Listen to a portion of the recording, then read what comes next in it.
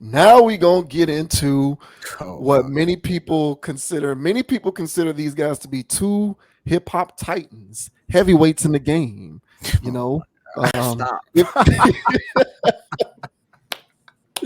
if if you Uh, if you subscribe to that form of thinking, man, Future's a big deal. Drake is a big deal. Drake is perhaps the biggest deal. Drake is the Al Capone of this rap shit. apparently. Drake is the Vito Corleone of this rap shit. Let some people tell it, Hmm. including himself. So anybody who's followed along with this story, Future and Metro Boomin on a sneak tip put out an album. And what's the name of this thing? We ain't never trust you. We Yeah, don't we don't trust you. trust you. That's Yeah, the we name don't of it. trust. We don't trust you. And what initially got everybody talking about this was Kendrick is on a track on this thing, and allegedly he's going after Drake and J. Cole on this track. So it's drumming up speculation that there is a possible rap beef brewing between Kendrick and J. Cole and Drake, and it's on Future's album apparently because Future, I thought it was cool, but apparently Future and Drake are not cool anymore. But apparently the reason why they're not cool allegedly has something to do with a woman, right? So that's why No. we are that's why that's why we are talking about this on the channel. um Anybody else who might be watching this video who hits onto the stream, who watches this individual video, more background information for the rest of you internet sleuths out there who might know more about what's going on here, definitely let us know in the comments. Give us some background on this story, please. But for the purposes of right now, this says Drake and Future may be beefing over a girl, according to internet sleuths. Overnight, Future and Metro Boomin released their new album, We Don't Trust You. They've been hyping the project up for more than a year and even debuted some new songs during their recent Rolling Loud headlining set. So they knew people would be paying attention. What they delivered was a project that fans are loving so far, but by far the most talked about moment on the album is a Kendrick Lamar guest verse where he takes aim at both Drake and J. Cole with disses. That left fans pretty surprised as Drake and Future have a long history of working together. The pair released an entire collaborative album, What a Time to Be Alive, in 2015. Even just a few years ago, they teamed up for a smash hit on the Future song Wait For You. So, as fans digested the Kendrick diss, they also looked for potential reasons why Future would co sign it.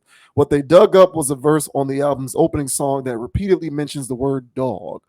It's something Kendrick also does in his diss as a reference to the rapper's album For All the Dogs. Check out the verse they singled out below. So I'm not going to play the audio because I don't want this video to potentially get flagged. But of course, there's a link to it right here where you can click and listen to it yourself. Fans have honed in on Future's specific lyric references to pillow talking. Many have extrapolated that the alleged beef between the pair may have spawned from a girl because of that line. While it's a pretty vague diss, if it even is one, fans are looking for any explanation for why Future would let somebody diss one of his frequent collaborators on his own record. New footage from Future and Metro Boomin's Rolling Loud set shows that somebody else might be turning on Drake as well. Travis Scott was in attendance for the show and reportedly asked backstage if they could play the song that contains the Drake diss. So, again, you can click on the link in the description of this video. It'll take you through. I highly doubt that anybody who is a subscriber to this channel has not listened to this yet. So y'all probably already know what I'm talking about anyway. But in case you don't, there's a link in the description of this video so that you can listen to what they believe is the impetus for this problem between Future and Drake. I don't want to play the audio and risk this video being flagged for copyright infringement. So that is why we chose to just read the background information via the article share.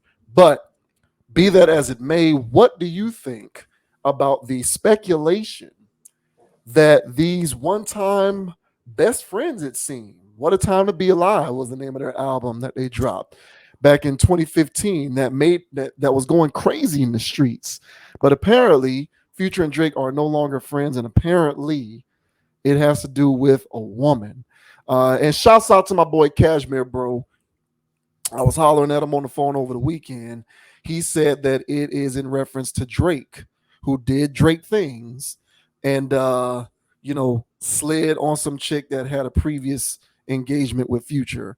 And so that's where the whole thing comes from, allegedly. But what do you make of this situation here? I feel like this is typical. Now, the diss track came out, from Future, the collaboration tape, you know, but it also feels like this is Drake's fault. It still feels just like Drake's fault. Um, it, to be honest, this is weak. Um, if y'all have this issue, um, this is a thing behind closed doors kind of thing. To take shots on each other on tracks over a female, that's weak. I would rather it have been over money or something else like that. But to have it happen over a woman for two guys that can get any slews they want, I don't understand why this is even a thing. But I heard that it's a lot of hearing that has to be with this situation because it's so new. But I heard that it's a thing where um whatever girl that Drake was messing with that used to mess with Future was on some stuff where she was basically telling Drake that you know Future don't really respect them type of thing. And of course, Drake being Drake, you know what I'm saying, was sending shots first, I think. And so Future and Metro, because Metro already had his thing with Drake. And so Future at this point, I could see why they would put it on a song because it's gonna do what it's gonna do. It's they selling stuff, they doing all of that. So to hell with being respected as a man, I'm trying to get this dollar. So I see all of that from industry people. I can totally understand that. But to me, I think it's weak. I think it's weak. And if anybody's taking word of a female, especially the type of women that these bottle girls or whatever they're dealing with, strippers, you're gonna take this girl's word over all this other stuff, and to hell what she's got to say, And if it's a thing where, last thing I'll say, and if it's a thing where I hear some stuff was like, dang, brother said that about me, then it'll be a thing. Well, damn, bro said that about me, but okay, business will still be business. It's just you dap them up and you don't hug it out. You just keep it out here. And I would have still been whatever with that. So I don't know if this is all publicity for these guys. I know it's for I know it's publicity, but is this cahoots or are they really beefing? Because we all know that this is a form of income for these entertainers. So there's still stuff out there to be said about this, but overall, I think it's pretty weak. And the beat, although I'm a huge Metro fan, I thought the beat was whack too. I can't listen to that beat by itself. I'm like, nah, bro, this shit's soft. Well, what's your thoughts, man? What are your thoughts about this Drake Future stuff? Who's to blame here? Do you believe in any of it, or is this just internet investigations? Yeah, I think it's weak as well. I don't know if it's true or not, but this is not the first time that we have heard stuff like this about Drake, which um, speaks to your point about it feeling like it's Drake's fault, even though everything at this point is indeed alleged. Right. But be that as it may, it is weak. The reason why I wanted to bring this up as a topic on this channel is because, unfortunately, for better or for worse, still in our current society, when it comes to our community in particular, there are two types of champions of our people. And we've talked about this before. It's athletes, specifically football players and basketball players, and then it is hip hop stars. Those are the two champions for our community. Whenever things are going awry in the world at large, or if there's something that needs to be spoken about, or if we need spokespersons who are meant to galvanize our people and spring us into action and inspire us to do good in the world, or to affect change, they go and get a rapper. or they go and get an NBA player or an NFL player.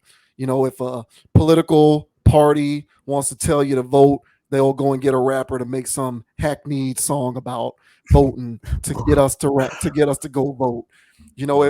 If they want us to get out there and become social justice champions, they'll go get NBA players to wear, you know, uh, shirts and paraphernalia and preach about, being change agents in the street. Our champions, the champions of our community, largely are hip hop people, and then basketball players and football players, if you want to rope that underneath the umbrella as athletes and hip hop people, unfortunately.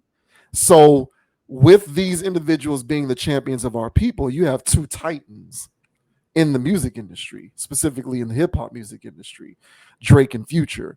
I have my feelings and thoughts on each of these guys respectively, but that doesn't change the reality that they are quite influential when it comes to their impact on the community. I have friends and family who swear by Future up and down for his honesty and authenticity, toxic as he may be. And same thing with Drake. Like, I know people personally who swear by Drake up and down, love him, love the guy. These people are change agents for us. And my whole thing about this is, why do you want to hitch your why hitch your wagon and be change agents to individuals who habitually um, exhibit non-masculine characteristics?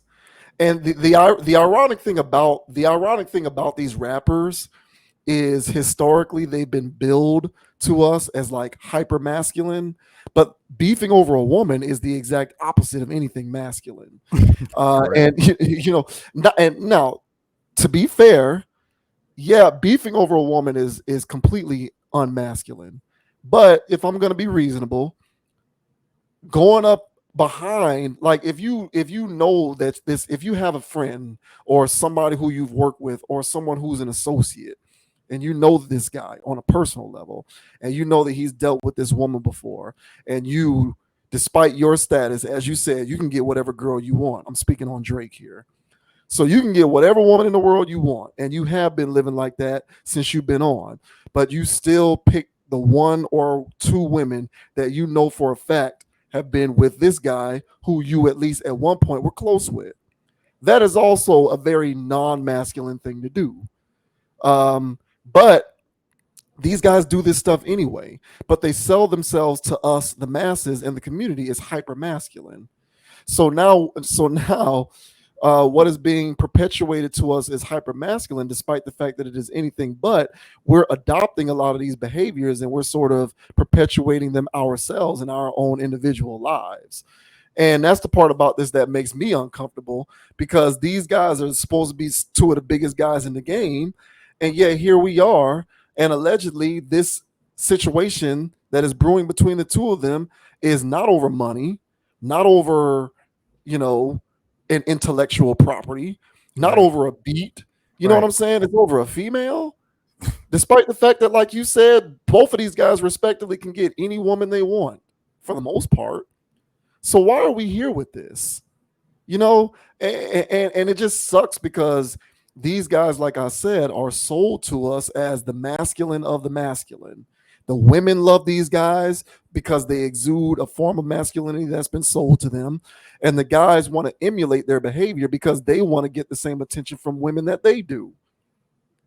And so here we go with this circle of life, this revolving door of perpetuating low-hanging fruit. In this case, non-masculine behavior masquerading as masculine.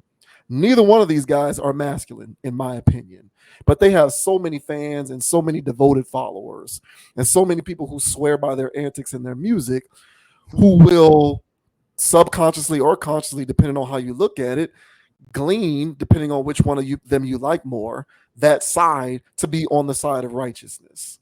And that to me is crazy. So we'll see how it plays out.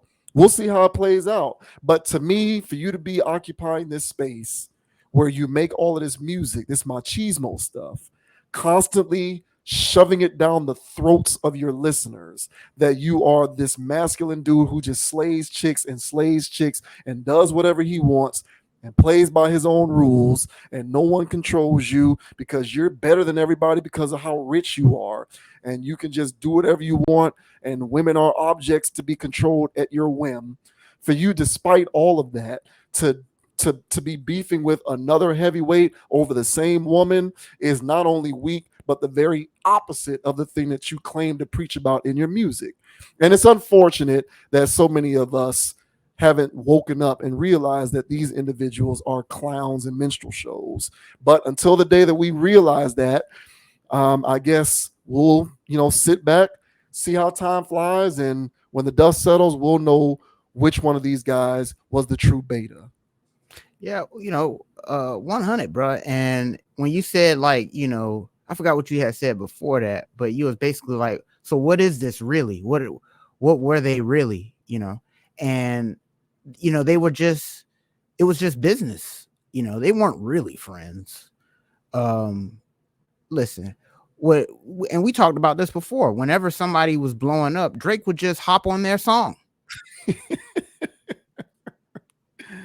Whether Drake fans want to admit it or not, Future was taking off in 2014, 15, 16. Drake can't just hop on one song. This guy's got mixtapes that are going, legendary in the hood. So, outside of him trying to mimic the sound with, if you're reading this, it's too late. Then he just decided to just team up with the guy. On some LeBron stuff. If you can't beat it, join it. Completely egotistical. No talent. Only talent that he has is his ability to read off a sheet with rhythm and cadence. Sorry, Aubrey Graham. Degrassi. There's a documentary floating around about Nickelodeon kids. Yeah. And what I'm getting at is we have to see, now we have terms for industry plants. We have terms for Ice Spice now. We have terms for Cardi B. So when Degrassi comes from out of nowhere with flows, bars, and all this other stuff, people's minds are blown. I didn't even know he was on Nickelodeon. I just like, who is this guy who doesn't look like he can snap like this, snapping like this? Fast forward, comes out, he's got writers. Surprise, he's no different than Taylor Swift. So every time there's somebody that's trying to compete against him or his wave, he either joins it or crushes it. So with Future, he tried to join the wave. They didn't like each other. Future saw the come up in that. He was capitalizing. So, but Drake had other motives. I'm pretty sure Future was saying some things that were similar to that in some vein. It got back to him. Oh, you pillow talking about me? I'll make a track about you. And now he's getting on this soliloquy where, in the time I went to the barbershop, and then you was at the bar, and then she came to the, and people were like, who is he talking about? That whole For My Dogs thing, people was like, what's going on here? What are you talking about? Well, apparently he might have been talking about, amongst other people, Future and some of that. So that's what all of this stuff's coming from. This guy's a complete clown. And I'm talking about Drake. Future has his own minstrel stuff going on with him. But when it comes to just being an outright, flat out fraud. Yeah, he's a leech. He's a leech. A fraud. It's Drake. So why don't you one dance and hotline bling your ass out of here, bro? Crying over females. Not buying it, man. Sorry, bro. I had to get that off my chest because I'm tired of this part. Yeah, and let's make sure that we're accurate. He doesn't read off a piece of paper. He reads off his phone. No, that's right. I'm sorry. Excuse me. Excuse me. Not that it makes much of a difference, but yeah, he's reading his ghost written lyrics off of his phone. Yeah, but yeah, it's that is the power of this music. That's what it's come to. When I speak on this no longer being a subgenre, but it has graduated to the point in which it's become a major genre. It's primarily for two reasons. One, it has it has crossed over into being consumed by multiple demographics. So it's no longer just consumed primarily by black people. Now everybody listens to it. And pretty much your consumption on it is dictated based on age at this point and not race or ethnic background. So it's crossed over into being multi demographic. And on top of that, it is too big to fail in terms of the popularity of it being um, inhibited by revelations of things like inauthenticity. Because when a genre gets so big that you can just do whatever you want, and people find out that there's some authenticity there that's lacking, and they'll still listen to it anyway, you've officially become super mainstream and corporatized. And so that's what we have. That's what we're dealing with this. And so for the longest time, these rappers were sold to our men and our women as beacons and examples of true masculinity. Now, granted, the term masculine has undergone a bit of a transition in the wake of these weirdo initiatives like Me Too, where now we're having to sort of pick and parse whether something is truly masculine, toxically masculine, which is weird in and of itself. But overall, these individuals were sold to us as beacons of masculinity.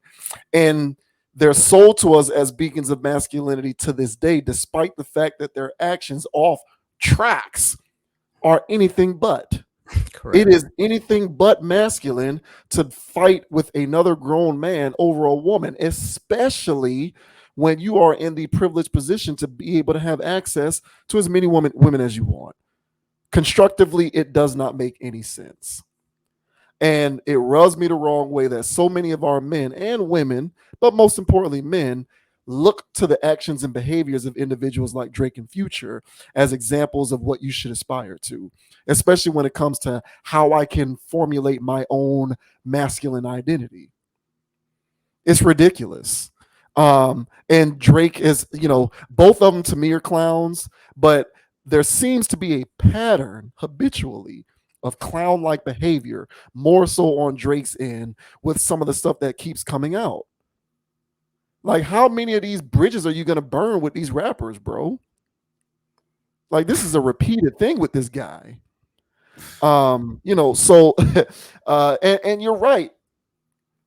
Because didn't the first, like Drake, and this is kind of an aside to bring Kendrick in to make your point about how Drake capitalizes on momentum. But I remember, what's the name of the song? Poetic Control? Justice. Oh, The poetic on Good Kid, Mad City. okay. I think the name of the song is Poetic Justice. When Mhm. Drake was on that song with Kendrick, I wonder who brokered that arrangement, because clearly it wasn't Kendrick. I don't think Kendrick was in favor of that necessarily, I don't but it think was a catchy song and it stood the test of time and all of that good stuff. But clearly Kendrick has never been the biggest Drake fan. no. So how in the world does Drake end up on that song in the first place, even though it was way back in 2014 or whenever that song came out? There's just a lot of weird posturing things that go on with this hip hop music stuff that someone who's more involved with the industry can explain better than me, obviously.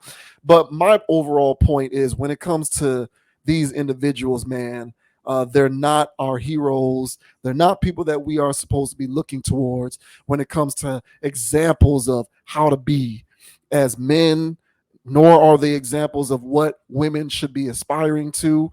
But it's a perpetuation that unfortunately at this point continues to feed upon itself. When it comes to the beef itself, musically, we'll see. I could care less who's in the right and who's in the wrong with this. It's just weird that these two machismo rapping dudes who rap about bodies on bodies on bodies with all of the chicks that they get all day, every day, the irony inherent in the reality that this situation between the two of them could be over a woman is beyond the pale funny to me. That's what I'm saying. It's such a joke. It That's what really I'm is a saying. joke. It's so ironic. And that's what It is. I was like, wait a second. Wait a second. This is what you do that Walmart fight about. What are y'all doing? So I don't know. I don't get it, man. Yeah, it's weak, bro. This is super lame. And last thing I'll say, to touch base on what you're saying, what the stuff that they're saying is not masculine. I would also add to that, in the same breath, is basically saying that it's not mature. It's all childish. All of it is childish rap. Look at what Drake walks around looking like now with barrettes and stuff and going crazy. And it's like, what are you doing? And but that's his thing. He's got to stay with the wave, and that the wave is young people. So he does all of this stuff, talks all of this young stuff, zero responsibilities in all of his songs, zero accountability in all of his songs. And same thing with Future, where he's still talking about doing drugs that he clearly doesn't do, that he's openly admitted and other people around him have admitted, but he still talks about doing the drugs, still spinning blocks and all this other crazy stuff. So as you mentioned as well, is that these both of these guys are on Clown Time in two different dimensions, but they're both on Clown Time. And so for two clowns to be beefing over something that's so petty, it shouldn't catch you as a surprise. But for all the people out there that did believe in these people, who did herald them as heroes, there's some real sucker stuff. You know what I'm saying? Yeah. If this was on the red pill channel, it was like these guys are on the blue pill. This is blue pill behavior. Yeah. So get up out of here, bro. It's lame as hell, bro. Yeah. Yeah. Shouts out Joe Budden is a Drake troll, tried and true, man. And Joe Budden basically says, man, he basically just is completely dismissive towards Drake. And he says that he just on this Chuck E. Cheese stuff. And he calls him like his Chuck E. Cheese raps, or he says he's a Chuck E. Cheese rapper. Mm-hmm. And to your point about the childishness and lack of maturity, like Joe Budden was one of the critics of the For All the Dogs album, because he was like, why are you making songs with Kai Cenat and Yeet and all of these kids when you're like 34 years old or however old he is? He was like, evolve with your music and learn to strike that balance. And a lot of the zombie Drake fans criticized Joe Budden for those comments, and I feel like Joe Budden was right on the money. But that's the thing with this genre of music. We've touched on this before as well. It's hyper obsessed, toxically so, with youth, to the point where it refuses to allow its artists to even grow up, and the artists fall in line with that ideology, and they themselves also refuse to grow up. Because yes, when I was in college, I might fight over a woman when I was 22 years old. At 35 plus, it is unbecoming of you to be doing these things again, especially when, and I can't stress this enough, you can literally get whatever woman you want. So I don't understand it. To me, it is a joke, but par for the course. It's a joke, albeit one that you can account for, unfortunately. But this is where we are with this stuff. And I think the main takeaway from this is, like, y'all out here need to just look at these dudes as minstrel entertainers and not holding on for dear life to what they represent to you, because really what they represent to you is, especially if you're a guy, a lack of masculinity and maturity. And you don't want to go down that road. Yep. Hey, man, so the next time you hear the song, and he's like OVO, man, just, you know what I'm saying? Just picture the clown music, He actually had a picture with that boy, Pusha T got a picture of him doing his thing. Boy, that boy, that's his life. Yeah. Mr. Graham. Same thing with you, Future. Don't try to sneak out of this, bro. You know what I'm saying? Even though I still listen to some of those, I ain't gonna lie, that's still some 2014 stuff I listen to for some memories. But still, man, yeah, these guys got to grow up, man. So lame behavior, but good topic nevertheless, man. I think the people understand where we coming from, bro. I know they feel the same. This is some wild stuff, man. From, like you said, the two titans of the game. Yeah. Quite. Shout out to Kendrick too, bro, for flaming them up the right way. Yeah. And I mean, it in retrospect, it makes you want to go back and listen to Pusha T, that Daytona album. Pusha T called it way back then, and people got, that's the pop culture icon is always going to be insulated and protected, and that's what Drake is. He's the pop culture icon. Anybody who comes at him legitimately, all of the zombie fans will just say, oh, you're a hater, or you're just jealous because he's more popular than you. And Drake's only retort for any of this stuff is always going to be about what? Money, popularity, sales, all of the stuff that from a, substance standpoint is not really as relevant. But that's all he can do is defend his merits based on popularity and money. He'll take your woman. Yeah, and women. Right, right. Yeah, good luck with that. Yeah, bro. Hey, and by the way, like and subscribe, guys. We out here every Tuesday with it. Yeah. Yeah. Drake and Future, man. Good luck, fellas. Mm-hmm.